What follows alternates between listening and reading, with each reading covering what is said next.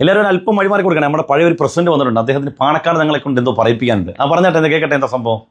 വാക്സിനേഷനെതിരായിട്ടുള്ള വലിയ സമരങ്ങൾ അവിടെ നടക്കുന്നു. വീട്ടിൽ തന്നെ പ്രസവിക്കണം എന്നുള്ള നിർബന്ധം ഫത്വകൾ പുറപ്പെടുവിക്കുന്നു.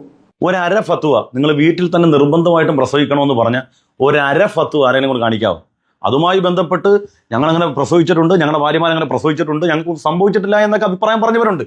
അങ്ങനെ പല കുടുംബങ്ങളും അങ്ങനെ പ്രസവിക്കുന്നുണ്ട്. പക്ഷെ അങ്ങനെ തന്നെ പ്രസവിക്കണമെന്ന് പറഞ്ഞൊരു ഫത്വയും ഭൂമി മലയാളത്തിലില്ല. അതുകൊണ്ട് ആ സൈസ് തള്ളൊക്കെ വിട്ടിട്ട് സുരേന്ദ്രൻ അടുത്തത് പറ. ഇതെല്ലാം നമ്മുടെ നാട്ടിൽ വളരുകയാണ്. മതേതര പാർട്ടിയാണ് ഞങ്ങളെന്നാണ് ലീഗുകാർ പറയുന്നത്. താങ്കളാണ് ഏറ്റവും വലിയ മതേതരത്വത്തിന്റെ ആളെന്ന് താങ്കൾ ഒരു അക്ഷരം പറഞ്ഞിട്ടുണ്ടാവും. ഈ നാട്ടിൽ നടക്കുന്ന പ്രസവത്തിനൊക്കെ അഭിപ്രായം പറയാനാണോ ഈ പാണക്കാട് തങ്ങന്മാരുടെ പരിപാടി? വാക്സിനേഷൻ തടയണം, കുട്ടികൾ വാക്സിൻ എടുക്കരുത്. കോവിഡ് കാലത്ത് പോലും പറഞ്ഞു. ഇപ്പോൾ കൊച്ചുകുട്ടികളുടെ പ്രതിരോധ വാക്സിൻ തടയണമെന്നുള്ള വലിയ ക്യാമ്പയിൻ നടക്കുന്നു. ലീഗ് എന്ത് പറഞ്ഞു അതിനെ പറ്റിയിട്ട്? അല്ല, ഈ വാക്സിനേഷൻ എടുക്കരുത് എന്ന ഫത്വ വരുമ്പോഴും വീട്ടിൽ തന്നെ പ്രസവം നടക്കണമെന്നുള്ള ഫത്വ വരുമ്പോഴും ആരാണ് ഇത്തരം പ്രചരണങ്ങൾക്കെതിരെ നടപടി എടുക്കേണ്ടത്? പാണക്കാട്ട് തങ്ങന്മാരാ? അപ്പൊ നിങ്ങളും അംഗീകരിക്കുന്നുള്ളൂ. പാണക്കാട്ട് തങ്ങന്മാർ പറയുമ്പോഴാണ് സമൂഹം അംഗീകരിക്കുക എന്നുള്ളത്. ഇവിടെ നിയമ സംവിധാനങ്ങൾ ഉണ്ടാക്കി വെച്ചത് ഇതിനു വേണ്ടിയാണ്. ഈ കോടതിയും നിയമവ്യവഹാരങ്ങളും എന്തിനു വേണ്ടിയാണ്? അവരല്ലേ നടപടി എടുക്കേണ്ടത്. അവരെന്തുകൊണ്ട് നടപടി എടുത്തില്ല? അത്തരമൊരു വിഷയമില്ല, അങ്ങനെ ഒരു കർശന ഫത്വ വന്നിട്ടില്ല. ഉണ്ടെങ്കിൽ നിങ്ങൾ തെളിയിക്ക്. മറ്റുള്ളവരുടെ പേരിൽ കുതിര കയറുന്ന ആളുകൾ ആരെങ്കിലും ലീഗിന്റെ ഒരു നേതാവിനോട് ചോദിച്ചിട്ടുണ്ടോ? വാക്സിൻ തടയണം എന്നുള്ള കർശനമായിട്ടുള്ള ഫത്വ ശക്തമായിട്ട് നടക്കുമ്പോൾ പാണക്കാട് തങ്ങൾ ഒരു അക്ഷരം പറഞ്ഞിട്ടുണ്ടോ? നിങ്ങൾ വാക്സിനെ കുറിച്ച് ആത്മാർത്ഥമായി പറയുന്നു, വാദോരാതെ പറയുന്നു, ആത്മാർത്ഥത എന്ന് തോന്നിപ്പിക്കുമാറാ പറയുന്നു. ഓക്കെ, ശരി. എങ്കിൽ എന്തുകൊണ്ട് ആദ്യകാലത്ത് വാക്സിന്റെ പുറത്ത് നമ്മുടെ പ്രധാനമന്ത്രിയുടെ ചിത്രം ഉണ്ടായിരുന്നല്ലോ? എന്താ ഇപ്പൊ ചിത്രം മാറി? എന്താ ഇപ്പൊ ചിത്രം മാറ്റിയത്? ഈ വണ്ടി ആക്സിഡന്റ് ആയി കഴിഞ്ഞാൽ ഡ്രൈവർ ഇറങ്ങി ഓടുക എന്ന് പറയുന്ന സംഭവം ഉണ്ട്. ഈ അങ്ങനെ വല്ല ആണെന്ന് അറിയാൻ വേണ്ടി ചോദിച്ചാൽ വാക്സിൻ കുട്ടികളെല്ലാം എടുക്കണം.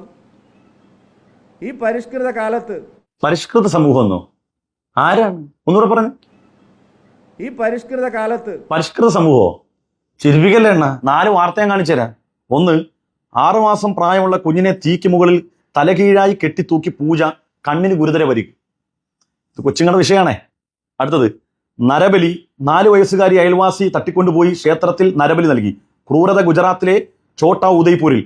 കുട്ടിയെ കഴുത്തറുത്തു കൊന്ന ശേഷം രക്തം കുടുംബക്ഷേത്രത്തിന്റെ പടിയിൽ തളിച്ചു. പരിഷ്കൃത സമൂഹമാണേ.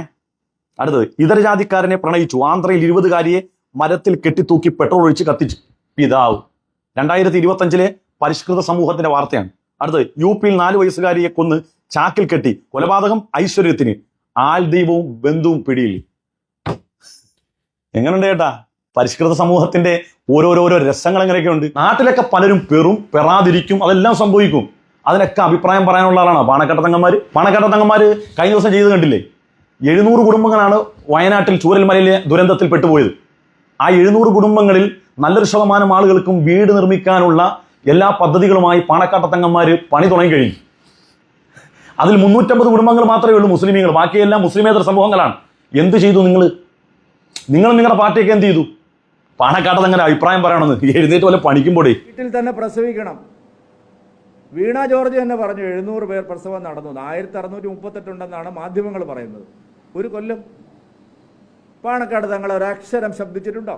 ഇത് പാണക്കാട്ട തങ്ങളല്ല ഇതിനെ പ്രതിരോധിക്കേണ്ടത്, ഇവിടുത്തെ നിയമ സംവിധാനങ്ങളാണ്. വീട്ടിൽ തന്നെ നിർബന്ധമായിട്ടും പ്രസവിക്കണമെന്ന് പറയുന്ന ഒരു ഫത്വ ഉണ്ടോ? ഉണ്ടെങ്കിൽ പോലീസ് സ്റ്റേഷനിൽ കൊണ്ട് പരാതി കൊടുക്കൂ. പോട്ടെ, വാക്സിൻ എടുക്കാൻ പാടില്ല എന്ന കർശനമായ ഫത്വ ഉണ്ടോ? കോടതിയിലേക്ക് പോകൂ. അപ്പൊ നിങ്ങൾക്ക് കോടതിയിലും ഇവിടുത്തെ നിയമവ്യവഹാരങ്ങളൊന്നും വിശ്വാസമില്ല.